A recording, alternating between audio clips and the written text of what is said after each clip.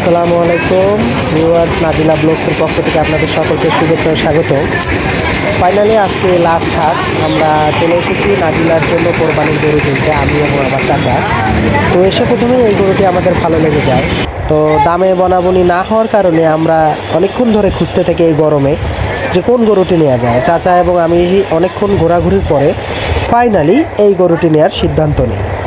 তো গরুটি চাচার এবং আমার দুজনেরই অনেক পছন্দ হয়েছে এবং আশা করি যে আপনাদের সকলেরই অনেক পছন্দ হবে।